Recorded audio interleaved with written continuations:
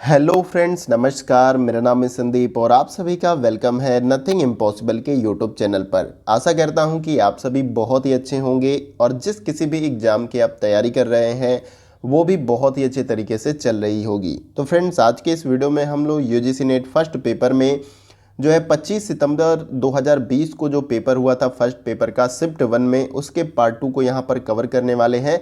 इसमें हम 25 क्वेश्चन को जो है कवर करेंगे। इससे पहले मैंने आप सभी को पार्ट 1 प्रोवाइड किया था और पार्ट 1 में हमने 25 इम्पॉर्टेंट क्वेश्चन जो कि आपका 25 सितंबर 2020 में कराया गया था, उसके क्वेश्चन को हमने सॉल्व किया था और उसी पेपर के जो है सेकंड पार्ट को आज के इस वीडियो में हम कवर करेंगे और इसमें भी 25 क्वेश्चन होंगे। इस प्रकार से आपका पूरा पेपर सॉल्व हो जाएगा। तो आशा करता हूं कि जो पिछला वीडियो मैंने आप सभी को प्रोवाइड किया था वो आपको काफ़ी अच्छा लगा होगा, उससे आपको काफ़ी हेल्प मिली होगी। तो उसी प्रकार से आज के इस वीडियो को कवर करेंगे। तो वीडियो को स्टार्टिंग से लेकर एंड तक देखिएगा। इस वीडियो से आपको आपके एग्जाम के लिए काफ़ी हेल्प मिलने वाली है। इसके साथ ही साथ अगर किसी भी क्वेश्चन का आंसर आप सभी को पता होगा तो आप उसका आंसर कमेंट बॉक्स में भी दे सकते हैं और वीडियो को चाहे तो आप प्रैक्टिस सेट की तरह अटेम्प्ट कर सकते हैं। जैसे कि आप सभी को पता है कि मैं क्वेश्चन रीड आउट करूंगा और उसके बाद राइट आंसर बताऊंगा, फिर क्वेश्चन को एक्सप्लेन करूंगा।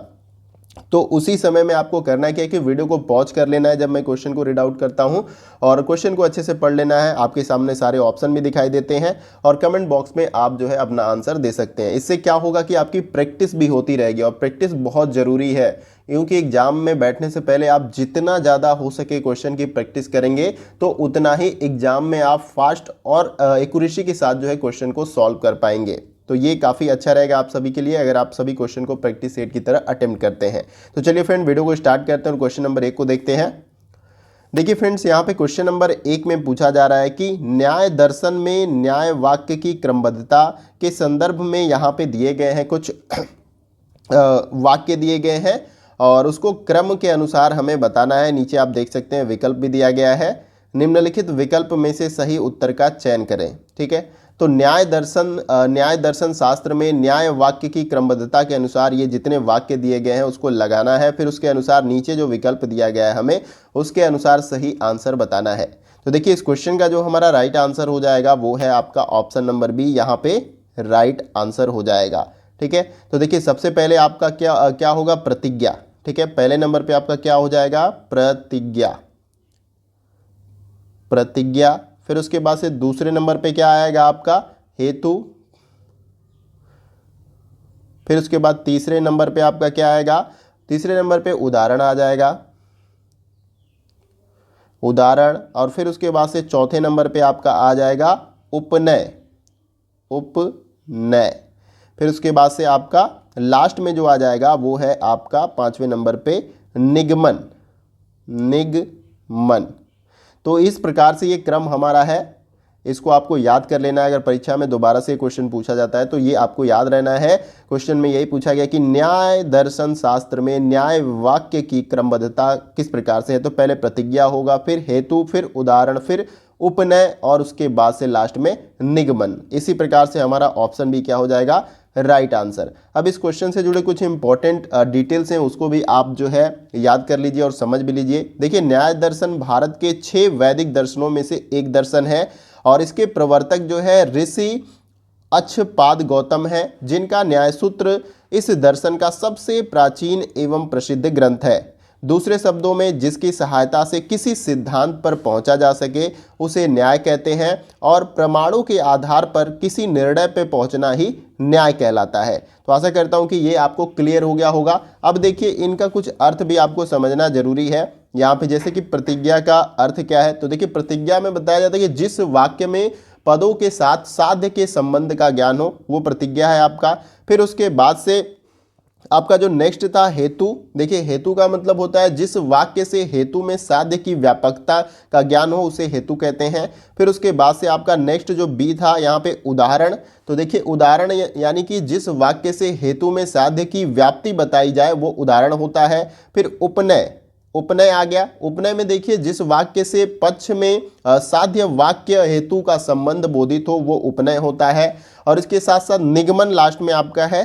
तो निगमन देखिए जिस वाक्य हेतु का आबद्धित्व एवं असप्रत्यक्षित्व बताते हुए हेतु के सामर्थ्य से पक्ष में साध्य के संबंध का उपसंहार किया जाए उसे निगमन कहा जाता है।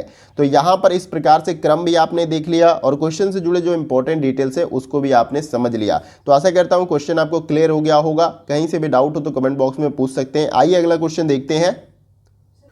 अगला क्वेश्चन हमारा है क्वेश्चन नंबर 2। देखिए इसमें पूछा जा रहा है कि न्याय दर्शन शास्त्र में बोधगम्य वाक्य की क्रमबद्धता लिखिए। देखिए अभी ऊपर हमने एक क्वेश्चन सॉल्व किया था, उसमें न्याय दर्शन शास्त्र में न्याय वाक्य की क्रमबद्धता के बारे में पूछा था और सेकंड क्वेश्चन में न्याय दर्शन शास्त्र में बोधगम्य वाक्य की क्रमबद्धता के बारे में यहाँ पर पूछा जा रहा है। तो वैसे इस क्वेश्चन का जो हमारा राइट आंसर हो जाएगा वो है आपका ऑप्शन नंबर बी, यहाँ पर राइट आंसर हो जाएगा। पहला ए आकांक्षा, फिर बी उसके बाद से योग्यता और उसके बाद से डी आपका होगा सानिधि और उसके बाद से सी होगा तात्पर्य। तो ये क्रम जो है आपका न्याय दर्शन शास्त्र में बोधगम्य वाक्य की क्रमबद्धता के अंतर्गत सही हो जाएगा। यानी पहले नंबर पे आपका क्या आएगा, आकांक्षा, आकांक्षा, फिर उसके बाद से दूसरे नंबर पे आपका आएगा योग्यता, फिर तीसरे नंबर पे आपका आएगा यहाँ पर सनिधि, सनिधि और उसके बाद से चौथे नंबर पे आपका आएगा यहाँ पर तात्पर्य। तो ये क्रम आपका होगा, इसे आपको याद रखना है। न्याय दर्शन शास्त्र में बोधगम्य वाक्य क्रमबद्धता में सबसे पहले आकांक्षा आएगा, फिर उसके बाद से दूसरा है योग्यता और तीसरा है सनिधि और चौथा है तात्पर्य। तो इसको आपको याद कर लेना है। यहाँ पे ऑप्शन भी हमारा क्या है, राइट आंसर। तो अब इसके बारे में थोड़ा सा जान लेते हैं। देखिए शब्द प्रमाण न्याय दर्शन शास्त्र में बोधगम्य वाक्य का सही क्रम होता है और आकांक्षा, योग्यता, सनिधि तथा तात्पर्य न्याय शास्त्र के अनुसार वाक्य के वास्तविक वाक्य होने के लिए 4 शर्तें बहुत ही जरूरी होती है, 4 बातें जरूरी होती है। देखिए आकांक्षा का क्या मतलब होता है, इसे याद रखिए। आकांक्षा जो है शब्दों की वाक्यात्मक प्रत्याशा है और फिर उसके बाद से जो आपकी योग्यता है वो शब्दों का सार्थक है, फिर उसके बाद से जो सनिधि है वो शब्दों की निकटता है और तात्पर्य का मतलब है शब्दों के शाब्दिक अर्थ की बजाय शुद्धता। तो ये इन चारों वाक्यों का अर्थ है, इसको आपको याद रखना है और ये क्रम भी आपको याद रखना है कि क्वेश्चन रिपीट हो तो आपको ये क्रम याद रहे ताकि क्वेश्चन आप सॉल्व कर लें। आशा करता हूं क्वेश्चन क्लियर हो गया होगा। आइए अगला क्वेश्चन देखते हैं। अगला क्वेश्चन हमारा है क्वेश्चन नंबर 3। देखिए इसमें पूछा जा रहा है कि तालाब में कीचड़ युक्त पानी के पूर्व में बारिश होने का निष्कर्ष निकालना है। ये आपका प्रश्न है और इन चारों विकल्पों में से आपको बताना है कि किस प्रकार का अनुमान है कि तालाब में कीचड़ युक्त पानी के पूर्व में बारिश होने का निष्कर्ष निकालना। तो देखिए वैसे इस क्वेश्चन का जो हमारा राइट आंसर हो जाएगा वो है आपका ऑप्शन नंबर बी, शेषवत अनुमान। तो देखिए अब इसको थोड़ा सा समझ लेते हैं। पहले तो अनुमान के बारे में समझ लेते हैं कि अनुमान क्या है। देखिए अनुमान जो है दर्शन और तर्क शास्त्र का परिभाषिक शब्द है। अनुमान क्या है, दर्शन और तर्क शास्त्र का एक परिभाषिक शब्द है जो भारतीय न्याय शास्त्र में ज्ञान प्राप्ति के साधनों को प्रमाण कहा जाता है, जहां अनुमान एक प्रमाण होता है। अनुमान भी क्या है, एक प्रकार का प्रमाण है। देखिए न्याय शास्त्र के अनुसार एक कोटेशन है यहाँ पे, न निर्सिते अर्थे न्यायः प्रवर्तते अपितु संदिग्धे, जिससे निम्नोंकित निष्कर्ष निकलता है, जिसमें हम शेषवत अनुमान के बारे में समझेंगे। देखिए शेषवत प्लस अनुमान, इसका अर्थ पहले समझ लीजिए। देखिए इसका अर्थ है एक अवयव को देखने पर भी शेष अनेक अवयवों सहित संपूर्ण वस्तु का ज्ञान होना जो है शेषवत अनुमान कहलाता है। इस प्रकार से क्वेश्चन में यही पूछा गया है कि तालाब में कीचड़ युक्त पानी के पूर्व में बारिश का अनुमान संपूर्ण वस्तु का ज्ञान कराता है, अतः यहां पर शेषवत अनुमान होगा। ये आपको याद रखना है। तो यहां पर ऑप्शन बी क्या हो जाएगा, राइट आंसर। आशा करता हूं क्वेश्चन आपको क्लियर हो गया होगा। आइए अगला क्वेश्चन देखते हैं। अगला क्वेश्चन हमारा है क्वेश्चन नंबर 4। देखिए इसमें पूछा जा रहा है कि निम्नलिखित में से किसका पर्यावरण पर सकारात्मक मानव प्रभाव है, इन चारों विकल्पों में से बताना है। वैसे इस क्वेश्चन का जो हमारा राइट आंसर हो जाएगा वो है आपका ऑप्शन नंबर डी, संरक्षण। तो क्वेश्चन में यही पूछा जा रहा है कि निम्नलिखित में से किसका पर्यावरण पर सकारात्मक मानव प्रभाव है। तो संरक्षण जो होता है वो पर्यावरण पे सकारात्मक प्रभाव डालता है। अब इसमें देखिए इसके बारे में थोड़ा सा डिटेल में आप समझ लीजिए। जैसे देखिए, वनों की कटाई, अत्यधिक आबादी, फिर उसके बाद से प्रदूषण, ये सभी जो है पर्यावरण को हानि पहुंचाने वाले कारक है, जबकि जो है संरक्षण, ये आपका पर्यावरण को सुरक्षित और संरक्षित रखने के संदर्भ में बात किया जा रहा है। तो ये सकारात्मक प्रभाव है मानव का, ये आपको समझना है, ठीक है। संरक्षित करना यानी पेड़ पौधे, जंगल, जो हमारी इतनी बायोडाइवर्सिटी है, उनको संरक्षित करना जो है ये पर्यावरण पर सकारात्मक मानव का प्रभाव है, इसे आपको याद रखना है। आई होप कि क्वेश्चन आपका क्लियर हो गया होगा। आइए अगला क्वेश्चन देखते हैं। अगला क्वेश्चन हमारा है क्वेश्चन नंबर 5। देखिए, इसमें पूछा जा रहा है कि नीचे 4 प्रवृत्तियां दी गई हैं, उनमें से 2 ऐसे संबंधित हैं कि वे सत्य नहीं हो सकते, हालांकि वे गलत हो सकते हैं। इन 2 प्रवृत्तियों के कूट का चयन करना है। नीचे आप देख सकते हैं कि प्रवृत्तियां दी गई हैं, तो इसे पढ़ लेते हैं, फिर उसके बाद से आप इन चारों विकल्पों में से सही आंसर अपना दे सकते हैं। पहले दिया गया है कि सभी व्यक्ति ईमानदार हैं। बी ऑप्शन दिया गया है कोई भी व्यक्ति ईमानदार नहीं होता है। और सी ऑप्शन है कुछ व्यक्ति ईमानदार हैं। और डी ऑप्शन दिया गया है कुछ व्यक्ति ईमानदार नहीं होते हैं। अब आपको सही आंसर जो है नीचे दिए गए विकल्पों के अनुसार बताना है। तो यहाँ पर हमारा ऑप्शन नंबर ए क्या हो जाएगा, राइट आंसर। केवल ए और बी, क्वेश्चन में यही पूछा गया है कि नीचे 4 प्रवृत्तियां दी गई है, उनमें से 2 ऐसे संबंधित हैं कि वे सत्य नहीं है, यानी गलत हैं और हो सकते हैं, हालांकि गलत हो सकते हैं। तो हमें गलत प्रवृत्ति को बताना है। तो यहाँ पर ए और बी जो है गलत हो जाएंगे। कैसे गलत होंगे, सभी व्यक्ति ईमानदार हैं। देखिए, सभी व्यक्ति ईमानदार नहीं होते हैं। आप देख सकते हैं अपने आसपास के समाज में कुछ लोग झूठ बोलने वाले हैं, कुछ लोग ईमानदार भी हैं। तो यहाँ पे ये हमारा स्टेटमेंट क्या हो जाएगा, गलत हो जाएगा। दूसरा है कोई व्यक्ति ईमानदार नहीं होता, ये भी गलत है। ऐसा नहीं है, हमारे समाज में जो है ईमानदार व्यक्ति भी कुछ होते हैं, ऐसा नहीं सभी व्यक्ति ईमानदार हैं। यहाँ पे हमारा ये गलत हो गया, क्योंकि कुछ व्यक्ति जो है ईमानदार नहीं होते। उसी प्रकार से कोई भी व्यक्ति ईमानदार नहीं होता, ये गलत है। उसी समाज में कुछ व्यक्ति जो होते हैं वो ईमानदार भी होते हैं। तो ये दोनों हमारा क्या हो जाएगा, स्टेटमेंट गलत हो जाएगा। जबकि सी कुछ व्यक्ति ईमानदार हैं, सही है। फिर डी है कुछ व्यक्ति ईमानदार नहीं होते। तो ये दोनों कथन हमारा क्या हो जाएगा, सही हो जाएगा। लेकिन हमें इस क्वेश्चन के अकॉर्डिंग 2 ऐसे कथन को फाइंड करना था जो कि गलत हैं। तो ऊपर का ए और बी दोनों क्या है, गलत है, इसलिए हमारा ऑप्शन नंबर ए क्या हो जाएगा, राइट आंसर। आइए अगला क्वेश्चन देखते हैं। अगला क्वेश्चन हमारा डाटा इंटरप्रिटेशन से है। आप देख सकते हैं यहाँ पर कि नीचे दिए गए सारणी का अवलोकन करें और दिए गए वर्षों में संस्था के व्ययों को प्रति वर्ष के आधार पर प्रश्न नंबर 6 से लेकर 10 तक का हमें उत्तर देना है। तो यहाँ पर आप देख सकते हैं कि यहाँ पे डेटा दिया गया है संस्था का एक, और उसके व्यय को यहाँ पे सारा मेंशन किया गया है। ये सारे डेटा जो हैं वो लाख रुपए में है, यहाँ पे आप देख सकते हैं। और क्वेश्चन को पढ़ना है, उसके अकॉर्डिंग इस डाटा से जो है सही आंसर हमें बताना है। तो देखिए, क्वेश्चन नंबर 6 से हमें स्टार्ट करते हैं। तो देखिए, क्वेश्चन नंबर 6 में पूछा जा रहा है कि संस्था को प्रतिवर्ष औसतन जो है कितना ब्याज चुकाना पड़ता है। तो आपको डेटा को एनालिसिस करना पड़ेगा। देखिए, एक कॉलम में यहाँ पे आप देख सकते हैं वर्ष दिया गया है, दूसरे कॉलम में देखिए कर्मचारियों का वेतन है, और तीसरे में परिवहन का दिया गया है, बोनस फिर दिया गया अगले कॉलम में, और यहाँ पे नेक्स्ट कॉलम में ऋणों का व्यय, जो कि हमें यहाँ पर क्वेश्चन में फाइंड करना है कि संस्था को प्रति वर्ष औसत कितना ब्याज चुकाना पड़ता है। तो ऋण वाला कॉलम है या जो ब्याज वाला कॉलम है, उसे हमें क्या करना पड़ेगा, जोड़ना पड़ेगा, और टोटल जितना नंबर्स हैं उससे डिवाइड कर देंगे तो हमारा औसत जो है ब्याज प्रति वर्ष का क्या होगा, निकल जाएगा। लास्ट में देखिए कर दिया गया है यहाँ पे टैक्स जिसको बोलते हैं। तो हमें क्या निकालना है, ब्याज निकालना है। तो यहाँ पे इस कॉलम की सभी संख्याओं को हम क्या कर देंगे, जोड़ देंगे। तो देखिए पहले क्या दिया है, 23 दशमलव यहाँ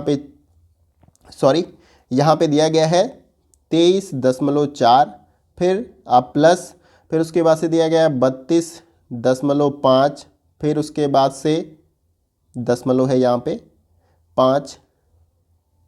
थोड़ा सा डिस्प्ले पे जगह कम पड़ रही थी तो नीचे यहाँ पे मैं मेंशन करता हूँ। देखिए, सबसे पहले आपको क्या यहाँ पे जो ब्याज दिया गया है इनको टोटल कर लेना है। जैसे कि मैं यहाँ पे लिख रहा था 30 आपका यहाँ पे 4 हो जाएगा, फिर प्लस 32.5 हो जाएगा, फिर प्लस हो जाएगा आपका 41.6, फिर प्लस हो जाएगा 36.4, फिर उसके बाद से है आपका प्लस 49.4।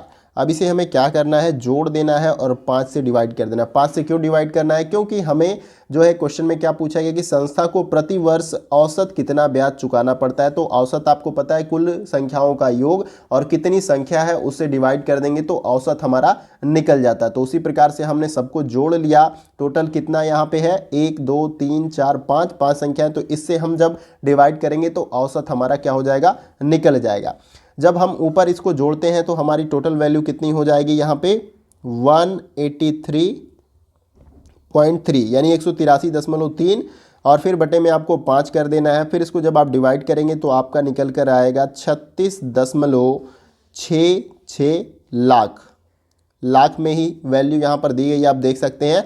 तो आप देख सकते हैं आंसर में आपका यहाँ पे बी जो ऑप्शन है वो राइट आंसर हो जाएगा। 36.66 लाख, यहाँ पे 66 लाख, ये आपका राइट आंसर हो जाएगा। तो इस प्रकार से जो है आप जो है इस क्वेश्चन को सॉल्व कर सकते हैं। आपको डेटा को पढ़ना है और क्वेश्चन में क्या पूछा जा रहा है, डेटा जितना दिया गया उसको एनालिसिस करना है, और क्वेश्चन में क्या पूछा जा रहा है उसके अकॉर्डिंग ही आपको क्वेश्चन को सॉल्व करना है। आशा करता हूँ क्वेश्चन क्लियर हो गया होगा। आइए अगला क्वेश्चन देखते हैं।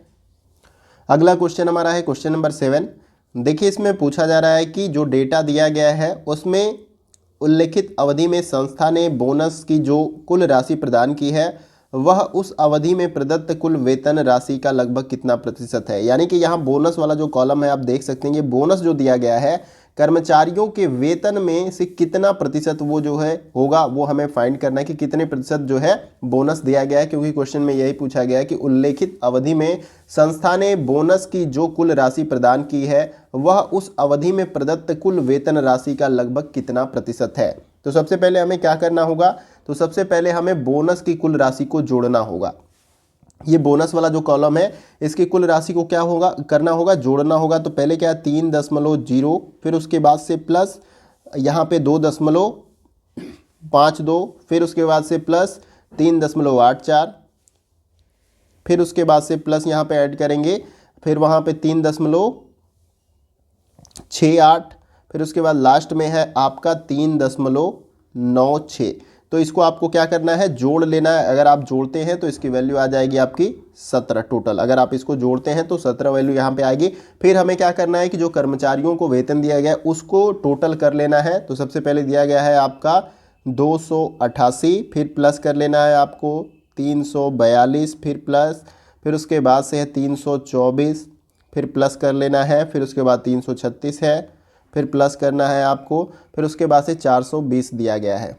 फिर इसको जब आप टोटल करते हैं, जोड़ देते हैं, तो आपको जो वैल्यू प्राप्त होगी वो है 1710, यहाँ पे आपको वैल्यू मिल जाएगी। अब करना क्या है, आपको पता है परसेंटेज निकालने के लिए 100 से गुणा करते हैं। तो आपको करना क्या है, यहाँ पे 17 पूछा जा रहा है कि 17 कितने 17 जो ये वैल्यू निकल के आई है जो बोनस, वो इस वेतन का कितने प्रतिशत है। तो पहले आपको 17 ऊपर ऐसे लिख लेना है, फिर नीचे आपको टोटल जो वेतन है जैसे कि 1710 उसको यहाँ पे मेंशन करना है, गुणते 100 यहाँ पे आपको मेंशन करना। अब इसको सॉल्व कर देना है। जो वैल्यू आपको प्राप्त होगी वो आपका इस बोनस का, यानी ये बोनस जो है कुल वेतन का कितने परसेंट है, तो वो निकल कर आ जाएगा। तो इसे जब हम सॉल्व करेंगे तो हमारा 1% आएगा। इससे आप जो है सॉल्व करेंगे तो आपको 1% प्राप्त होगा। तो आशा करता हूं कि आपको समझ में आ गया होगा कि ये कैसे मैंने सॉल्व किया, और आप भी बहुत अच्छे तरीके से इसको सॉल्व कर लेंगे। जो डेटा दिया गया है जैसे जैसे क्वेश्चन में पूछा जा रहा है वैसे वैसे फॉलो करेंगे और क्वेश्चन को अच्छे से ध्यानपूर्वक समझेंगे तो आप क्वेश्चन को अच्छे से बना लेंगे। आइए अब अगला क्वेश्चन देखते हैं। अगला क्वेश्चन हमारा है क्वेश्चन नंबर 8। देखिए इसमें पूछा जा रहा है कि 2015 में इन सभी मदों पर किया गया कुल व्यय 2019 के कुल व्ययों का कितना प्रतिशत था। यहाँ पे प्रतिशत हमें ज्ञात करना है कि 2015 में जितने भी ये मद दिए गए हैं, कर्मचारियों के वेतन, परिवहन, बोनस, ऋण, कर, तो इनको टोटल कर लेंगे। और पूछा जा रहा है यहाँ पे कि 2019 के कुल व्ययों, यानी कि 2019 में जो कुल टोटल खर्च हुए हैं उनका लगभग कितना प्रतिशत है 2015 में। ठीक है, तो सबसे पहले हमें क्या करना होगा कि पहले 2015 में जो खर्च हुए हैं उनको टोटल कर लेना होगा यहाँ पे, कि कर्मचारियों पे कितना खर्च हुआ, परिवहन में, बोनस में, ऋण पर और कर पर। तो इसको टोटल करेंगे। यहाँ पे सबसे पहले 288 यहाँ पे लिखेंगे, फिर प्लस 98 प्लस 3.0 यहाँ पे, फिर प्लस करेंगे 23.4, फिर प्लस करेंगे 83। ठीक है। तो जब इसको टोटल करेंगे तो हमारा टोटल जो वैल्यू निकल कर आएगा वो है 495.4। उसी प्रकार से 2019 का बोला है तो 2019 का जो है हम पूरा टोटल कर लेंगे कि कितना खर्च हुआ है। तो सबसे पहले यहाँ पे लिखेंगे 420 प्लस 14 प्लस फिर उसके बाद 3.96 फिर उसके बाद से प्लस 49.4 हो जाएगा। फिर उसके बाद से आपका प्लस 98 यानी 98 हो जाएगा। जब इनको टोटल करेंगे तो हमारा 585 यहाँ पे निकल कर आएगा टोटल करने के बाद। तो अब क्या करना है हमें कि यहाँ पर 449 परसेंटेज निकाला है, चूँकि 100 से हमें मल्टीप्लाई करना पड़ेगा। तो सबसे पहले 495 यहाँ पर आपको ऊपर लिखना पड़ेगा, 10.4 यहाँ पे जो टोटल करने के बाद ऊपर वैल्यू आई थी 2015 की, फिर बटे में आपका यहाँ 2019 के बारे में पूछा जा रहा है कि क्वेश्चन में यही पूछा गया, एक बार क्लियर से समझ लीजिए इसको। 2015 में इन सभी मदों पर किया गया कुल व्यय, यानी कि ये जितने भी मद हैं उन पे जो खर्च किया गया है वो जो है 2019 के कुल खर्चों का लगभग कितना प्रतिशत है। तो अब 2019 का हम यहाँ पे डेटा मेंशन कर लेंगे 585 फिर 0.36, अब गुणते 100 यहाँ पे कर देंगे। जब इसे आप सॉल्व करोगे तो आपको जो वैल्यू निकल कर आएगी वो आएगी 84.63%, यानी 84.63% जो है यहाँ पे टोटल वैल्यू आपकी निकल कर आएगी जब आप इसको सॉल्व करें। आप इसको इसके साथ मल्टीप्लाई करिएगा, फिर इसके बाद से 585.36 के साथ आप उसको भाग भी दे सकते हैं और इसे कटा भी सकते हैं। तो यहाँ पर आप देख सकते हैं ऑप्शन ए में यहाँ पे हमारा मेंशन है राइट आंसर 84.63% जो है आपका राइट आंसर हो जाएगा इस क्वेश्चन का। आशा करता हूँ ये क्वेश्चन आपको क्लियर हो गया होगा। आइए अगला क्वेश्चन देखते हैं। अगला क्वेश्चन हमारा है क्वेश्चन नंबर 9।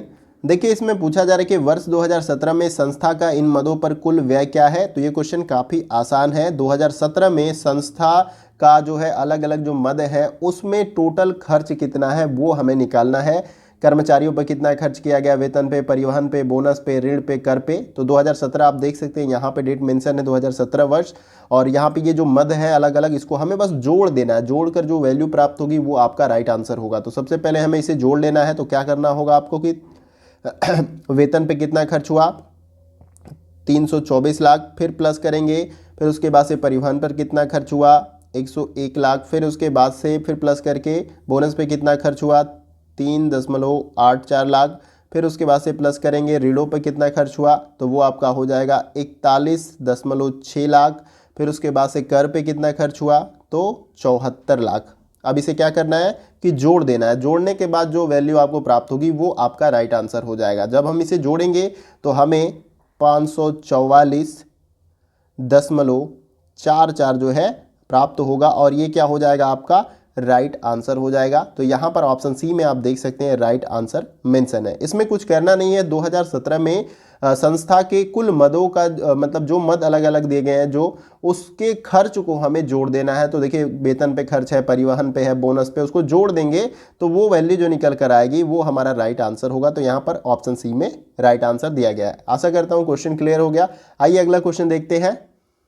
अगला क्वेश्चन हमारा है क्वेश्चन नंबर 10। देखिए इसमें पूछा जा रहा है कि वर्ष 2016 और 2018 में करों के रूप में किए गए व्ययों के बीच का अनुपात लगभग कितना है। तो यहाँ पर अनुपात पूछा जा रहा है कि 2016 में जो कर पे खर्च किया गया, जो टैक्स पे खर्च किया गया है, और उसका 2018 में जो टैक्स पे खर्च किया गया, इनके बीच का अनुपात क्या है। तो देखिए 2016 में जो कर पे खर्च किया गया यानी टैक्स पे, वो आपका 108 यहाँ पे दिया। तो यहाँ पे आपको 108 मेंशन कर लेना है, अनुपात का साइन यहाँ पे लगाना है। फिर क्या दिया गया है 2018 में टैक्स पे कितना खर्च किया गया है कर पे 88 लाख रुपए। तो यहाँ पे 88। अब इसे क्या करना है आपको कटा के छोटा कर लेना है और जो रेशियो प्राप्त होगा वो आपका राइट आंसर हो जाएगा। जैसे 2 से आपको कटाना है तो 2 से आप इसको कटा रहे हो तो 2 पचे यहाँ पे 10 हो जाएगा, फिर यहाँ 2 चौके 8 यहाँ पे 54 आ जाएगा, फिर 2 से इसको आप कटा रहे हैं तो 2 चौका 8 यहाँ पे 4 आ जाएगा, फिर यहाँ पे 4 आ जाएगा। फिर अगर आप इसको कटा रहे हैं तो आप देखिए यहाँ पे 2 दूना 4 हो जाएगा, 1 बच जाएगा, फिर 2 साते 14 27 आ जाएगा। फिर यहाँ पे 2 से आप इसको कटा रहे हैं तो 2 दूना 4 यहाँ पे हो जाएगा और 2 दूना 4। तो ये आपका रेशियो हो जाएगा, क्योंकि अब इसके बाद कटेगा नहीं, ये वाला कट तो जाएगा लेकिन ये 2 से नहीं कटेगा। तो आपका जो रेशियो बन जाएगा 27:22, ये आपका अनुपात होगा ये आपका आंसर सही हो जाएगा। तो आप देख सकते हैं ऑप्शन में आपको ऑप्शन बी राइट आंसर देखने को मिल जाएगा। तो बहुत आसानी के साथ आप इसको सॉल्व कर लेंगे। और किसी भी प्रकार का अगर आपको डाउट होता है, जो भी कुछ मैं बता रहा हूँ समझ में नहीं आता, तो कमेंट बॉक्स में पूछ सकते हैं। किसी भी क्वेश्चन को लेकर अगर आपके पास क्वेरी हो तो कमेंट बॉक्स में जरूर पूछिए, मैं कमेंट बॉक्स में ही आपको बताने का प्रयास करूंगा, नहीं तो नेक्स्ट वीडियो में जो इस क्वेश्चन को लेकर एक्सप्लेन करने का प्रयास करूंगा। तो आइए अब अगला क्वेश्चन देखते हैं। अगला क्वेश्चन हमारा है क्वेश्चन नंबर 11। देखिए इसमें पूछा जा रहा है कि IoT संक्षिप्त का पूर्ण रूप यानी फुल फॉर्म क्या है। IoT का फुल फॉर्म क्या है, यहाँ पर क्वेश्चन में पूछा जा रहा है। तो देखिए इस क्वेश्चन का जो राइट आंसर हमारा हो जाएगा वो है आपका ऑप्शन नंबर बी आपका राइट आंसर हो जाएगा। यहाँ पे इंटरनेट ऑफ थिंग्स जो है IoT का फुल फॉर्म हो जाएगा। तो अब इसके बारे में थोड़ा सा जान लेते हैं। देखिए IoT का फुल फॉर्म मैंने आपको बताया, इंटरनेट ऑफ थिंग्स। IoT सामान्य रूप से इंटरनेट का एक नेटवर्क है जो उन उपकरणों को एवं वस्तुओं को आपस में जोड़ता है जिनमें डेटा के संग्रहण एवं प्रसंस्करण की क्षमता होती है, यानी डेटा को संग्रहित करना और फिर से उन्हें प्रसंस्करण करना। ठीक है, तो ये उसके अंदर क्षमता होती है। और इसके साथ साथ इंटरनेट ऑफ थिंग्स के दो भाग होते हैं, पहला इंटरनेट होता है और दूसरा थिंग होता है। इंटरनेट में क्या होता है कि यह नेटवर्क एवं कनेक्टिविटी का आधार होता है, इंटरनेट से ही आपकी कनेक्टिविटी बनी है। जैसे कि अगर आप इंटरनेट ऑन नहीं होगा, आपका आप में डेटा पैक नहीं होगा तो आप वीडियो को नहीं देख पाएंगे, क्योंकि इंटरनेट के साथ आपका कनेक्शन है यूट्यूब के थ्रू। तो उसी प्रकार से जो है इंटरनेट का मतलब यहाँ पर क्या है, यह नेटवर्क एवं कनेक्टिविटी का आधार है। और थिंग्स का मतलब क्या है, इसके अंतर्गत वस्तुओं एवं उपकरण आते हैं, जैसे आपका वेयरेबल डिवाइसेज और स्वचालित वाहन आदि। तो आई होप कि IoT आपको समझ में आ गया। IoT का फुल फॉर्म है इंटरनेट ऑफ थिंग, और ये आपका इसके दो भाग होते हैं, इंटरनेट और थिंग। तो आशा करता हूं ये क्वेश्चन आपको क्लियर हो गया होगा। आइए अगला क्वेश्चन देखते हैं। अगला क्वेश्चन हमारा है क्वेश्चन नंबर 12। देखिए इसमें पूछा जा रहा है कि मेमोरी का एक प्रकार है जो कंप्यूटर स्टार्टअप ऑफ रूटीन को संभालता है, आपको इन चारों विकल्पों में से बताना है। तो देखिए इस क्वेश्चन का जो हमारा राइट आंसर हो जाएगा वो है आपका ऑप्शन नंबर यहाँ पे सी, रोम। रोम जो है आपका कंप्यूटर स्टार्टअप रूटीन को क्या करता है, संभालता है, ये आपको याद रखना है। अब रोम का फुल फॉर्म क्या है, रीड ओनली मेमोरी जो है इसका फुल फॉर्म होता है। और इसमें बेसिकली क्या होता है कि जो कोई भी प्रोग्राम होता है, डेटा, वो इसमें मेंशन होता है कंप्यूटर के सॉफ्टवेयर से रिलेटेड। जब आप सॉफ्टवेयर कोई रन करते हैं या सॉफ्टवेयर को यूज करते हैं तो उससे जुड़े जो डेटा होते हैं वो इसमें रहते हैं। और क्या होता है कि इसमें पहले से ही जो है प्रोग्राम जो है फिक्स होते हैं और इसको आप पढ़ सकते हैं, लेकिन इसमें कुछ जोड़ नहीं सकते हैं, ये आपको याद रखना है रीड ओनली मेमोरी में। और एक और होता है रैम, रैंडम एक्सेस मेमोरी, और उसे भी याद रखिएगा। रैम का भी फुल फॉर्म कभी पूछ दिया जाता है एग्जाम में, तो रैम का फुल फॉर्म होता है रैंडम एक्सेस मेमोरी, और रोम का होता है रीड ओनली मेमोरी, यानी ये रीड कर सकता है, पढ़ सकते हैं आप, इसमें कुछ जोड़ नहीं सकते हैं। ठीक है, पहले से इसमें जो प्रोग्राम किए जाते हैं, जो डेटा होता है उसको पढ़ सकते हैं, लेकिन इसमें कुछ भी जोड़ नहीं सकते हैं। और रैंडम एक्सेस मेमोरी क्या होता है कि जब सॉफ्टवेयर आप कोई ऑपरेट करते हैं अपने सिस्टम में, तो जो रनिंग टाइम में जो डेटा होते हैं उसके सॉफ्टवेयर के, वो आपके रैम में होते हैं, ये आपको याद रखना है। तो आई होप कि ये क्वेश्चन आपको क्लियर हो गए होंगे। आइए अगला क्वेश्चन देखते हैं। अगला क्वेश्चन हमारा है क्वेश्चन नंबर 13। देखिए इसमें पूछा जा रहा है, नीचे दो कथन दिए गए हैं, पहला अभिकथन ए और दूसरा तर्क आर, यानी कि ये अभिकथन और तर्क वाला क्वेश्चन है। तो अभिकथन को पढ़ लेते हैं पहले। देखिए अभिकथन ए में दिया गया कि भारत में मोबाइल प्रयोगकर्ताओं की संख्या तेजी से बढ़ रही है। तर्क क्या बताया गया कि मोबाइल की कीमत कम हो रही है। क्या मोबाइल की कीमत कम हो रही है, जिसके कारण से भारत में मोबाइल उपयोग करने वाले लोगों की संख्या क्या हो रही है, बढ़ रही है। अब नीचे अगर आपको सही आंसर पता है तो कमेंट बॉक्स में आप जवाब दे सकते हैं। देखिए वैसे इस क्वेश्चन का जो हमारा राइट आंसर हो जाएगा वो है आपका option number A. Option number A क्या हो जाएगा, ए राइट आंसर हो जाएगा। ए और आर दोनों सही है, और आर ए की सही व्याख्या कैसे भाई, कि देखिए भारत में सच में जो है मोबाइल चलाने वाले लोगों की क्या हो रही है, संख्या बढ़ रही है। कारण उसके पीछे ये भी है कि मोबाइल की कीमतों में दिन प्रतिदिन क्या हो रहा है, कमी आ रही है, जिसकी वजह से हर एक व्यक्ति जो है मोबाइल खरीद सकता है। अफोर्डेबल प्राइस में आ गया, 4 से 5 हज़ार में तो कोई खरीद सकता है। लेकिन पहले आप देखिए 2000 तक जाइए, 2004 या 2002 में, तो उस समय काफ़ी महंगे फ़ोन होते थे, तो सबके पास फ़ोन भी नहीं होते थे। सब लोग आप देखते थे कि एक बॉक्स वाला जो टेलीफोन होता था उसमें 1 रुपए डाल के भी लोग बात करते थे। लेकिन आज मोबाइल इतना सस्ता हो गया कि सबके हाथों में मोबाइल फ़ोन है। तो यहाँ पर आपका अभिकथन भी सही है और तर्क भी सही है, और तर्क जो है अभिकथन को क्या कर रहा है, एक्सप्लेन भी कर रहा है। तो आशा करता हूं कि ये क्वेश्चन आपका क्लियर हो गया होगा। अब देखिए इस क्वेश्चन से जुड़े कुछ इंपॉर्टेंट पॉइंट्स हैं, उसको भी आप समझ लीजिए। जैसे देखिए भारत में मोबाइल उपयोगकर्ताओं की संख्या में तेजी से वृद्धि हुई है और ग्रामीण क्षेत्र में यह वृद्धि दर जो है 35% से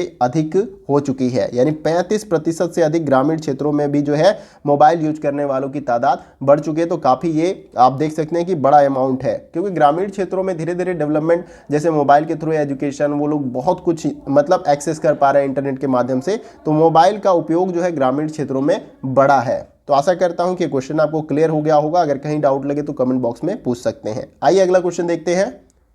अगला क्वेश्चन हमारा है क्वेश्चन नंबर 14। देखिए इसमें पूछा जा रहा है कि ऑफिस 2007 में माइक्रोसॉफ्ट वर्ड डॉक्यूमेंट का फाइल विस्तार क्या है, यानी कि जो फाइल एक्सटेंशन है वो क्या है। तो देखिए इस क्वेश्चन का जो हमारा राइट आंसर हो जाएगा वो है आपका ऑप्शन नंबर ए, डॉक्सेस। यानी यहाँ पे जो फाइल एक्सटेंशन है वो डॉक्सेस में यहाँ पे क्या होता है, सेव होता है। और देखिए एक इंपॉर्टेंट पॉइंट से 2007 में आपसे पूछ लिया गया फाइल एक्सटेंशन क्या है, 2010 में पूछा जाए कि फाइल एक्सटेंशन माइक्रोसॉफ्ट वर्ड का क्या होगा, या तो फिर 2013 में क्या है, तो ये सभी एक ही है, ठीक है। 2013 में भी जो 2013 वाला वर्जन आप माइक्रोसॉफ्ट वर्ड का इस्तेमाल करते हैं उसमें भी फाइल एक्सटेंशन जो है इसका डॉक्सेस है, इसको याद रखिएगा, डॉक्स। फिर उसके बाद से 2016 में भी यही है, 2016 का जो वर्जन है, और इसके साथ साथ 2019 में भी यही है। तो ये काफ़ी इंपॉर्टेंट है कि 2007 यहाँ पे पूछ लिया गया, तो हो सकता है 2019 में पूछ लिया जाए कि माइक्रोसॉफ्ट वर्ड डॉक्यूमेंट का फाइल एक्सटेंशन क्या होगा, तो डॉक्स होगा, इसको याद रखिएगा, डॉक्स, ठीक है। डॉक्सेस यहाँ पे राइट आंसर हो जाएगा। आशा करता हूँ कि क्वेश्चन आपको क्लियर भी हो गया होगा। आइए अगला क्वेश्चन देखते हैं। अगला क्वेश्चन हमारा है क्वेश्चन नंबर 15। देखिए इसमें पूछा जा रहा है कि दशमलव संख्या 9 हेतु द्विचर संख्या क्या है, यानी कि 9 को हमें बाइनरी इक्विवेलेंट लिखना है। तो इसको करने के लिए क्या करते हैं, सबसे पहले कि हम 9 का एलसीएम निकालेंगे, ठीक है। तो यहाँ पे 2 से जब हम इसको घटाएंगे तो यहाँ पे ये नहीं जा पाएगा, ठीक है। 2 चौका 8, 4 यहाँ पे आ जाएगा, यहाँ पे शेष क्या बच जाएगा, 1, ठीक है। फिर उसके बाद से जब इसको यहाँ पे 2 से फिर कटाते हैं तो ये कट जाएगा पूरा, 2 दूनी 4 हो जाएगा, तो फिर यहाँ पे क्या हो जाएगा, 0। फिर उसके बाद से फिर 2 से यहाँ पे जब हम इसको घटाएंगे तो 1 यहाँ पे आ जाएगा, और 2 से 2 एक बार में चला गया है ये, तो यहाँ पे 0 आ जाएगा, और फिर लास्ट में ये 1 जो शेष बच गया ये, तो आपका 1001 क्या हो जाएगा, 9 का द्विचर संख्या हो जाएगा ज्ञात। तो आप देख सकते हैं यहाँ पर ऑप्शन बी में ये मेंशन है।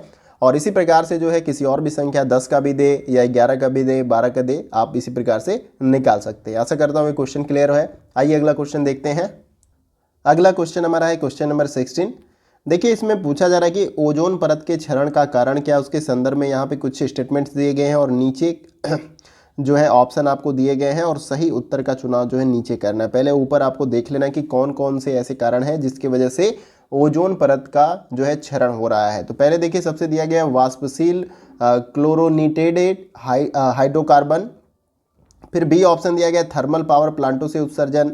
सी है अर्बन वेस्ट का दहन, और डी है नाइट्रोजन समाविष्ट उर्वरक का अत्यधिक प्रयोग जो है आपका ये दिया गया है ऑप्शन। तो आपको बताना है कि ओजोन परत के क्षरण का कारण क्या है। तो देखिए इस क्वेश्चन का जो हमारा राइट आंसर हो जाएगा वो है आपका ऑप्शन नंबर ए, यहाँ पे पहला, दूसरा और डी, वाष्पशील क्लोरीनेटेड हाइड्रोकार्बन जो है ये आपका राइट हो जाएगा। ये भी ओजोन क्षरण के लिए कारण है। अब हाइड्रोकार्बन जो है आपका एसीओसी से निकलता है, और उसके बाद से दूसरा जो है बी जो है थर्मल पावर प्लांटों के उत्सर्जन से भी जो है ओजोन क्षरण होता है। और उसके बाद डी जो दिया गया है नाइट्रोजन समाविष्ट उर्वरक का अत्यधिक प्रयोग करने से भी आपका ओजोन लेयर क्या होता है, क्षरित होता है या क्षरण होता है उसका। अब जान लेते हैं थोड़ा सा डिटेल में इसके बारे में। देखिए पहले यहाँ पे बात हुई थी वाष्पशील क्लोरीनेटेड हाइड्रोकार्बन के बारे में। तो देखिए ओजोन छिद्र के मुख्य कारण कौन कौन से हैं। एक तो क्लोरोफ्लोरोकार्बन है CFC, जो कि पेट्रोल से चलित जो संसाधन है, जो गाड़ियाँ हैं, मोटर कार हैं, उनसे निकलता है। फिर उसके बाद से है कार्बन टेट्राक्लोराइड, और उसके बाद से है एक गैस मिथाइल ब्रोमाइड, और उसके बाद से है हाइड्रोकार्बन। तो ये जो गैसें हैं वो ओजोन को क्या करती हैं, क्षरित करती हैं, ओजोन क्षरण में हेल्प करती हैं, यानी ओजोन जो लेयर है उसको कम करती हैं। फिर दूसरा देखिए यहाँ पे था कि एक नाइट्रोजन युक्त उर्वरकों के प्रयोग से भी जो है नाइट्रस ऑक्साइड का उत्सर्जन होता है, जो नाइट्रिक ऑक्साइड में परिवर्तित हो जाते हैं और यह नाइट्रिक ऑक्साइड ओजोन परत के क्षरण हेतु उत्प्रेरक होते हैं, यानी उसको क्षरित करते हैं। ठीक है, और फिर नेक्स्ट जो पॉइंट इसमें एक इंपॉर्टेंट है कि इसके लिए यानी कि ओजोन परत के क्षरण को रोकने के लिए अंतर्राष्ट्रीय प्रयास जो है सबसे पहले किया गया था मॉन्ट्रियल प्रोटोकॉल। अब ये प्रोटोकॉल कब हुआ था, यानी कि ये सम्मेलन कब हुआ था, मॉन्ट्रियल प्रोटोकॉल, तो 16 सितंबर काफ़ी इंपॉर्टेंट है तो इसे याद रखिएगा, सितंबर 1987 को जो ये सम्मेलन हुआ था, आपको इसे याद रखना है। तो आशा करता हूँ कि क्वेश्चन क्लियर हो गया होगा, आपको समझ में आ गया होगा। और आइए अब अगला क्वेश्चन देखते हैं। अगला क्वेश्चन हमारा है क्वेश्चन नंबर 17। देखिए इसमें पूछा जा रहा है कि निम्नलिखित में से ऐसा कौन सा मुद्दा नहीं है जिसका सहस्त्रबुद्धि विकास लक्ष्यों के तहत समाधान किया जाना था। तो यहाँ पे कुछ मुद्दे दिए गए हैं और पूछा जा रहा है कि सहस्त्रबुद्धि विकास लक्ष्यों के तहत समाधान किया जाना था, वो मुद्दा जो है उसमें शामिल नहीं है, उसे ही हमें बताना है। वैसे देखिए इस क्वेश्चन का जो हमारा राइट आंसर हो जाएगा वो है आपका ऑप्शन नंबर सी, मानव अधिकार जो है ये सहस्त्रबुद्धि विकास लक्ष्यों के अंतर्गत नहीं शामिल है। तो देखिए इसके बारे में थोड़ा सा डिटेल में जान लेते हैं। तो देखिए संयुक्त राष्ट्र संघ के वर्ष 2000 के अनुसार सहस्त्रबुद्धि शिखर सम्मेलन में जो है 2015 तक के लिए जो है 8 लक्ष्यों को निर्धारित किया गया था। कब? संयुक्त राष्ट्र संघ के वर्ष 2000 के सहस्त्रबुद्धि शिखर सम्मेलन में जो है 2015 तक के लिए 8 लक्ष्यों को निर्धारित किया गया था। और वो लक्ष्य क्या क्या है उसको आप यहाँ पे याद कर लीजिए। सबसे पहला था आपका भूखमरी तथा गरीबी को खत्म करना। दूसरा है आपका सार्वभौमिक प्राथमिक शिक्षा का लक्ष्य प्राप्त करना। फिर तीसरा है लिंग समानता, महिला सशक्तिकरण। और चौथा था शिशु मृत्यु दर को घटाना। और पांचवा था मातृत्व स्वास्थ्य को बढ़ावा देना। और फिर उसके बाद से 6 नंबर पे था HIV, एड्स व मलेरिया आदि रोगों का उन्मूलन। और 7वां था पर्यावरण सततता सुनिश्चित करना। और 8वां है विकास हेतु वैश्विक साझेदारी विकसित करना। और मानवाधिकार का विषय इन लक्ष्यों के अंतर्गत शामिल नहीं होता है, चूंकि मैंने 8 जो लक्ष्य निर्धारित किए गए थे 2015 के लिए उनको आपको बताया, तो इसमें कहीं भी मानव अधिकार के बारे में बात नहीं हुई है। तो ये जो है मुद्दा शामिल आपका नहीं होता है सहस्त्रबुद्धि शिखर सम्मेलन के अनुसार। तो आशा करता हूं कि क्वेश्चन आपको क्लियर हो गया होगा। आइए अगला क्वेश्चन देखते हैं। अगला क्वेश्चन हमारा है क्वेश्चन नंबर 18। देखिए इसमें पूछा जा रहा है कि वर्तमान में कार्बन डाइऑक्साइड उत्सर्जन के प्रति व्यक्ति उत्सर्जन में योगदान देने वाले देशों के अवरोही क्रम की सही श्रृंखला की पहचान करें। यहाँ पे अवरोही क्रम के बारे में पूछ रहा है। अवरोही का मतलब होता है घटते हुए क्रम में। तो यानी कि जो सबसे पहले कार्बन डाइऑक्साइड उत्पन्न करता है सबसे ज़्यादा, वो देश कौन सा है। तो यहाँ पे आप देख सकते हैं कि देशों को यहाँ पे मेंशन किया गया है और नीचे दिया गया है आपको यहाँ पे ऑप्शन दिया गया है, यानी कि कौन से देश जो है पहले नंबर पे, फिर दूसरे तीसरे इस तरीके से क्रम में आपको रखना है। अवरोही क्रम में यानी कि सबसे ज़्यादा पहले रखेंगे आप, फिर उसके बाद उससे कम, इस तरीके से आपको क्रम में लगाना है। तो देखिए इस क्वेश्चन का जो हमारा राइट आंसर हो जाएगा वो है आपका ऑप्शन नंबर ए। यहाँ पे राइट आंसर हो जाएगा सी, पहले नंबर पे आएगा। यहाँ पे सी आपका पहले नंबर पे आ जाएगा। संयुक्त राष्ट्र अमेरिका सबसे ज़्यादा कार्बन डाइऑक्साइड उत्सर्जित करता है। फिर दूसरे नंबर पे आपका आ जाएगा डी, जापान जो है उसके बाद आ जाएगा। जापान जो है सबसे ज़्यादा, फिर उसके बाद से आपका कार्बन डाइऑक्साइड उत्सर्जित करता है। दूसरे नंबर पे आपका जापान आ जाएगा। और उसके बाद से तीसरे नंबर पे आपका है, पहले नंबर पे था क्या आपका यहाँ पे सी, यहाँ पे दूसरे नंबर पे है आपका यहाँ पर डी हो जाएगा जापान। और तीसरे नंबर पे आपका हो जाएगा चीन, यहाँ पे बी। और उसके बाद से चौथे नंबर पे हो जाएगा आपका ए, भारत। अब देखिए क्वेश्चन में आप कहेंगे कंफ्यूज हो रहे हैं, लेकिन यहाँ पे क्वेश्चन में ये पूछा गया कि वर्तमान में कार्बन डाई उत्सर्जन में प्रति व्यक्ति उत्सर्जन के बारे में पूछा जा रहा है। ये क्वेश्चन में नहीं पूछा जा रहा है कि टॉप 5 देश ऐसे कौन से हैं जो सबसे ज़्यादा कार्बन डाइऑक्साइड उत्सर्जन करते हैं। यहाँ प्रति व्यक्ति सबसे ज़्यादा कौन उत्सर्जन करता है उसके संदर्भ में पूछा जा रहा है। तो सबसे ज़्यादा पहले कौन करता है, संयुक्त राष्ट्र अमेरिका प्रति व्यक्ति सबसे ज़्यादा कार्बन डाइऑक्साइड उत्सर्जित करता है। फिर उसके बाद से जो है इसमें जो दिया गया ऑप्शन उसके अनुसार हो जाएगा डी, जापान करता है। फिर उसके बाद से बी है चीन करता है। और फिर उसके बाद से भारत आता है यहाँ पे चौथे नंबर पे। एक लिस्ट मैं बता दे रहा हूँ आपको, इसको याद कर लीजिएगा। कार्बन डाइऑक्साइड के प्रति व्यक्ति उत्सर्जन में योगदान देने वाले जो प्रमुख देश हैं, सबसे पहले आपको मैंने यहाँ पे बताया था, जो कि क्वेश्चन में दिया गया था, संयुक्त राष्ट्र अमेरिका, फिर उसके बाद से ऑस्ट्रेलिया है, यहाँ पे ऑप्शन में नहीं दिया गया है, इसके वजह से हमारा जापान राइट है, ठीक है, ऑस्ट्रेलिया, फिर तीसरे नंबर पे कनाडा, और चौथे नंबर पे नीदरलैंड, और पांचवें नंबर पे जापान, और छठे नंबर पे जर्मनी, और फिर उसके बाद से सातवें नंबर पे चीन है, और भारत का स्थान इसमें 13वां है। यानी कि प्रति व्यक्ति कार्बन डाइऑक्साइड उत्सर्जन में भारत का जो स्थान है विश्व में वो 13वां है। अब बात कर लेते हैं कि यहाँ पे टॉप 5 जो देश हैं जो सबसे ज़्यादा कार्बन डाइऑक्साइड उत्सर्जित करते हैं, प्रति व्यक्ति नहीं, ऐसे जो है सबसे ज़्यादा जो है कार्बन डाइऑक्साइड उत्सर्जित करते हैं। तो सबसे पहले कौन सा है? चीन हो जाएगा आपका, चीन सबसे ज़्यादा करता है। फिर उसके बाद से दूसरे नंबर पे हो जाएगा संयुक्त राष्ट्र अमेरिका हो जाएगा यहाँ पे आपका, ठीक है। फिर उसके बाद से जो तीसरे नंबर पे हो जाएगा वो है आपका भारत है। फिर चौथे नंबर पे आपका हो जाएगा वो है आपका रूस। फिर पांचवें नंबर पे आपका जापान है। तो ये टॉप 5 देश हैं आपके जो कार्बन डाइऑक्साइड जो है विश्व में सबसे ज़्यादा उत्सर्जित करते हैं। तो आशा करता हूँ कि ये आपको क्लियर हो गया होगा। अब आइए अगला क्वेश्चन देखते हैं। अगला क्वेश्चन हमारा है क्वेश्चन नंबर 19। देखिए इसमें पूछा जा रहा है कि नीचे 2 कथन दिए गए हैं, पहला अभिकथन है और दूसरा तर्क, यानी अभिकथन और तर्क वाला एक क्वेश्चन है। तो पहले अभिकथन को हम पढ़ लेते हैं। देखिए अभिकथन में दिया गया है कि समकालीन पर्यावरण चर्चाओं में बड़े हाइड्रो पावर प्लांटों पर लघु हाइड्रो पावर प्लांटों को वरीयता दी जा रही है। तर्क क्या है कि बड़े हाइड्रो पावर प्लांटों की तुलना में लघु हाइड्रो पावर प्लांटों की स्थापना में कम पूंजी लगती है। तो अब आपको नीचे दिए गए विकल्पों के अनुसार जो सही आंसर अगर आपको पता है तो कमेंट बॉक्स में इसका जवाब दे सकते हैं। इस क्वेश्चन का ऑप्शन भी हमारा राइट आंसर हो जाएगा। यहाँ पर ए और आर दोनों सही है और आर ए की सही व्याख्या। अब कैसे है इसको थोड़ा समझ लेते हैं।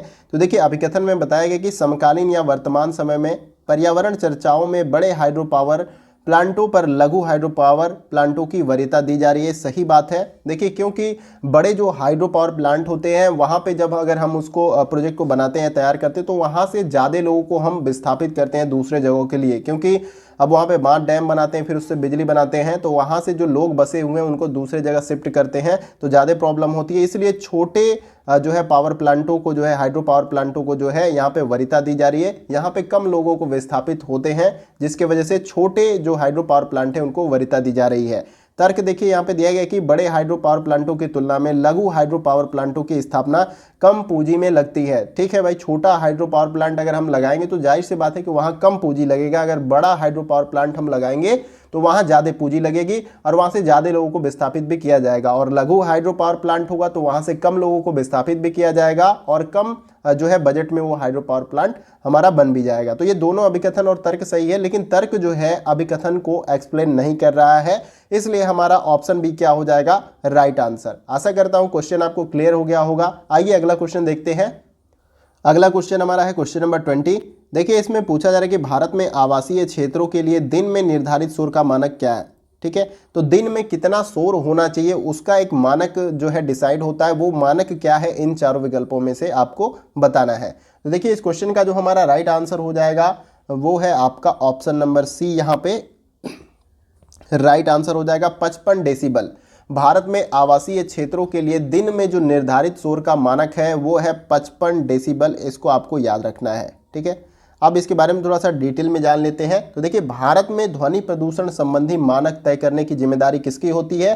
तो केंद्रीय प्रदूषण नियंत्रण बोर्ड की जो है जिम्मेदारी होती है भारत में ध्वनि प्रदूषण संबंधी मानक तय करने की। अब देखिए इसमें कई जो है यहाँ पे एक मानक जो है बनाया गया है कि औद्योगिक क्षेत्रों में कितना जो है यहाँ पे कितने डेसिबल जो है शोर हो सकता है दिन में। तो दिन में जो है औद्योगिक क्षेत्रों में 75 डेसिबल से लेके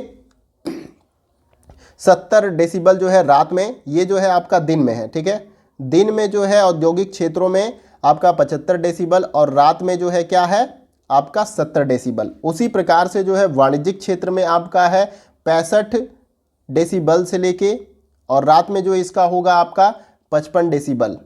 और उसके बाद से जो है आपका आवासीय क्षेत्रों में जो होता है वो है आपका दिन में 55 डेसिबल और उसके बाद से जो रात में यहाँ पर होता है वो 45 डेसिबल। ठीक है, ये जो है आपका ध्वनि का मानक है, इससे ज़्यादा जो है ये शोर के अंतर्गत आ जाएगा, ध्वनि प्रदूषण के अंतर्गत आ जाएगा। और शांत क्षेत्र की अगर बात करें तो रात में 50 डेसिबल से लेके और दिन में हो जाएगा आपका 40 डेसिबल। शांत का मतलब जो क्षेत्र एग्रीकल्चर लैंड या फॉरेस्ट है उधर शोर शराबा का जो एक स्टैंडर्ड है, मानक तय किया गया है, वो 50 डेसिबल से लेके 40 डेसिबल। अब देखिए ये मानक तय कौन करती है, जिसको मैंने अभी बताया उसको याद रखिएगा। ये जो ध्वनि प्रदूषण संबंधी मानक तय करती है वो केंद्रीय प्रदूषण नियंत्रण बोर्ड जो है वो तय करती है। तो आशा करता हूँ कि क्वेश्चन आपको क्लियर हो गया होगा। आइए अगला क्वेश्चन देखते हैं। अगला क्वेश्चन हमारा है क्वेश्चन नंबर 21। देखिए इसमें पूछा जा रहा है कि भारत में उच्च अधिगम के प्राचीन केंद्र के रूप में तक्षशिला को यूनेस्को द्वारा किस वर्ष में धरोहर स्थल के रूप में घोषित किया गया था, यानी कि वर्ल्ड हेरिटेज के अंतर्गत इसको शामिल किया गया था तक्षशिला को। तो देखिए इसका जो राइट आंसर हमारा हो जाएगा वो है आपका ऑप्शन नंबर ए। 1980 में जो है इसको वर्ल्ड हेरिटेज में या विश्व विरासत में या विश्व धरोहर के अंतर्गत इसको क्या किया गया, यूनेस्को ने शामिल किया। ठीक है, कब, 1980 में, इसको याद रखना है। अब इसके बारे में थोड़ा सा जान लेते हैं। तो देखिए तक्षशिला प्राचीन भारत का प्रमुख शिक्षा केंद्र रहा है और यह वर्तमान समय में कहाँ पर है, पाकिस्तान के अंदर ये जो है स्थित है वर्तमान समय में। इसे यहाँ जो है तख्त ए वही, यानी पाकिस्तान में इसे तख्त ए वही के नाम से जाना जाता है और इसे मोहनजोदाड़ो के साथ वर्ष 1980 में विश्व विरासत स्थलों की सूची में शामिल किया गया था वर्ल्ड हेरिटेज में। ठीक है, 1980 में। और देखिए सेकंड जो हमारा सबसे पुराना विश्वविद्यालय है वो है बिहार में जो स्थित है नालंदा। तो देखिए नालंदा भारत के बिहार राज्य में स्थित एक उच्च अधिगम का प्राचीन केंद्र है जिसे वर्ष 2016 में विश्व विरासत के अंतर्गत जो है शामिल किया गया था यूनेस्को के द्वारा। इसको कब किया गया था, 2016 में। तो ये भी क्वेश्चन पूछा जा सकता है जब ये क्वेश्चन आपसे पूछा गया कि तक्षशिला को जो है यूनेस्को के द्वारा विश्व धरोहर यानी वर्ल्ड हेरिटेज के अंतर्गत कब शामिल किया गया था, 1980 में। तो अगर बिहार के नालंदा विश्वविद्यालय के बारे में बात होगी कि कब शामिल किया गया इसको विश्व विरासत में, तो 2016 में, ये आपको याद रखना है। तक्षशिला आपका पाकिस्तान में स्थित है जिसको वहां पर तख्त ए वही के नाम से जाना जाता है। तो आशा करता हूँ ये क्वेश्चन आपको क्लियर हो गया होगा। आइए अगला क्वेश्चन देखते हैं।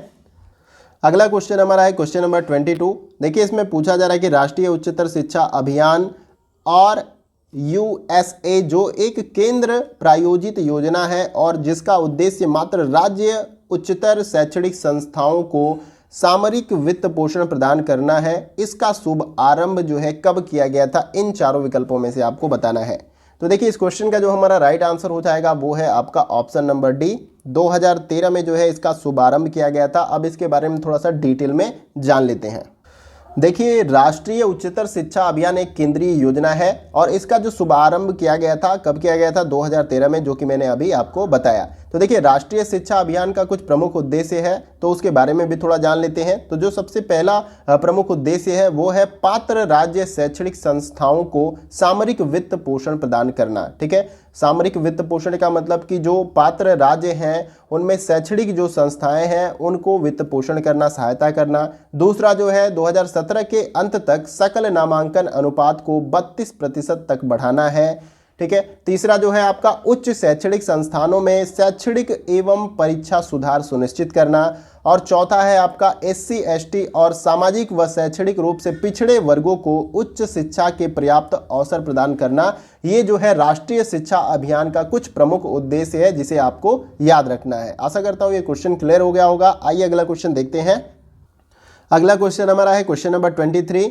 देखिए इसमें पूछा जा रहा है कि उच्चतर शिक्षा में सकल नामांकन अनुपात उच्चतर शिक्षा में कुल उम्र निरपेक्ष नामांकन प्रदत्त स्कूलों में पात्र आधिकारिक जनसंख्या के प्रतिशत के रूप में अभिव्यक्त होता है। इस संबंध में निम्नलिखित में से कौन सा आयु समूह पात्र आधिकारिक जनसंख्या को दर्शाता है, इन चारों विकल्पों में से आपको बताना है अगर आपको आंसर पता है तो।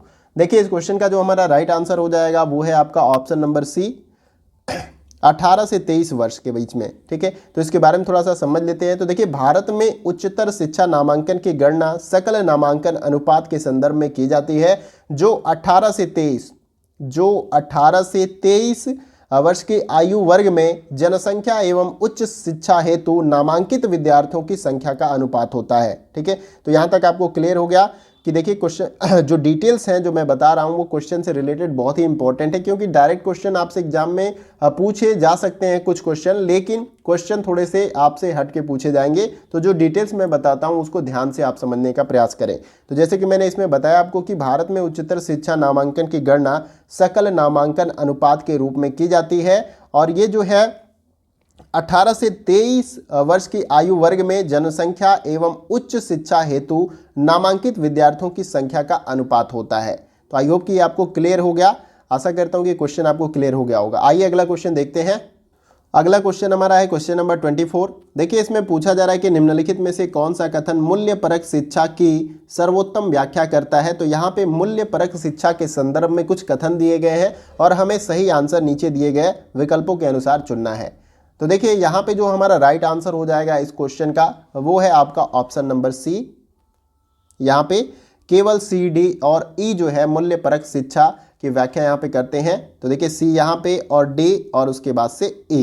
सी में बताया गया कि विद्यार्थी विशेषकर अपने माता पिता का अवलोकन करते हैं और उन्हीं से प्रौढ़ा व्यवहार सीखते हैं। जाहिर सी बात है कि जो विद्यार्थी होते हैं तो वो अपने माता पिता के साथ ज़्यादा समय व्यतीत करते हैं, तो वो उनके व्यवहार से ही सीखते हैं। तो ये जो है आपका मूल्यपरक शिक्षा की सर्वोत्तम व्याख्या करता है कथन। फिर उसके बाद से डी जो है विद्यार्थी स्वयं अपनी अंतरात्मा का अन्वेषण और खोज करते हैं, उनके अंदर जिज्ञासु प्रवृत्ति होती है।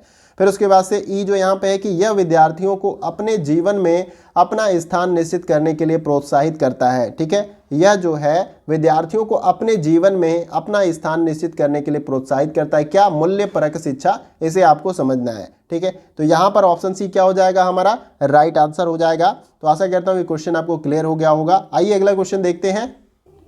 अगला क्वेश्चन हमारा है क्वेश्चन नंबर 25। देखिए इसमें पूछा जा रहा है कि सूची 1 को जो है यहाँ पे सूची 2 के साथ मिलान करना है, और ये मैचिंग वाला क्वेश्चन है, आपको इसे मैच करना है।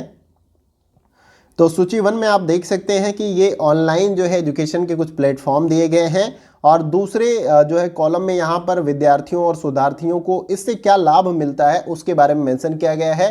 तो हमें इसको मैच करना है। तो देखिए ये मैच करेगा हमारा, पहला जो हमारा मैच करेगा वो मैच करेगा IB के साथ। यहाँ पे स्वयं भी एक ऑनलाइन प्लेटफॉर्म है एजुकेशन का।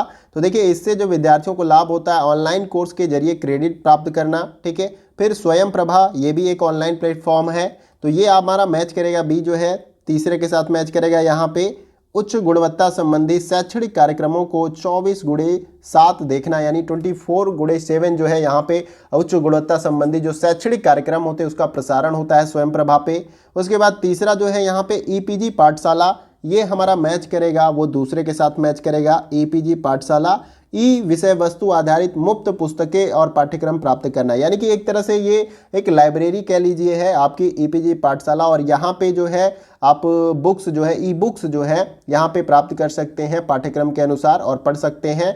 और यहाँ पे डी जो है ई यंत्रा, ये मैच करेगा आपका साथ, ये पहले के साथ मैच करेगा। ई यंत्रा जो है अंतः स्थापित प्रणाली में व्यवहारिक अनुभव प्राप्त करना, ये जो है इसके साथ मैच कर जाएगा। अब इन सभी के बारे में थोड़ा सा डिटेल में समझ लेते हैं, लेकिन जैसे हमने मैच किया उसके अकॉर्डिंग हमारा कौन सा ऑप्शन राइट हो जाएगा। तो ऑप्शन बी जो है हमारा राइट आंसर हो जाएगा जैसे हमने मैच किया। तो अब एक एक करके जो है हम इसको समझ लेते हैं। पहले स्वयं को समझ लेते हैं थोड़ा डिटेल में, फिर स्वयं प्रभा से, क्योंकि यहाँ से क्वेश्चन कई सारे पूछे जाते हैं आपके एग्जाम में। देखिए स्वयं जो है डिजिटल इंडिया के तहत भारत सरकार के शिक्षा मंत्रालय द्वारा उन्नत शिक्षा व कौशल को कवर करते हुए वेब पाठ्यक्रमों का एक समन्वित मंच है जो मुफ्त प्रवेश देने के लिए शुरू किया गया है। इसे 9 जुलाई 2017 को भारत के राष्ट्रपति द्वारा लॉन्च किया गया था। कब? 9 जुलाई 2017 को किसके द्वारा लॉन्च किया गया था? भारत के राष्ट्रपति के द्वारा। ये डेट काफ़ी इंपॉर्टेंट है। अब हम बात कर लेते हैं स्वयं प्रभा के बारे में। तो देखिए स्वयं प्रभा जो है 34 DTH चैनलों का एक समूह है जो GSAT 15 उपग्रहों का उपयोग करके 24/7 आधार पर जो है उच्च गुणवत्ता वाले शैक्षिक कार्यक्रमों का प्रसारण जो है करता है। तो यहाँ पे 24/7 यानी कि दिन के मतलब जो एक दिन में 24 घंटे होते हैं और सप्ताह के 7 दिन जो है इस पे शैक्षणिक कार्यक्रमों का प्रसारण होता है। और किस सैटेलाइट का इस्तेमाल होता है? GSAT 15 उपग्रह का। ये काफ़ी इंपॉर्टेंट है, इसको आप याद रखिएगा। और ये 34 DTH चैनलों का एक समूह है। उसके बाद हम तीसरे नंबर पे ईपीजी पाठशाला की अगर बात करें तो यह एक पोर्टल है जो विज्ञान व मानविकी आदि विषयों में उच्च गुणवत्तापूर्ण व पाठ्यक्रम आधारित मुफ्त इंटरेक्टिव विषय सामग्री उपलब्ध कराता है, ईपीजी पाठशाला।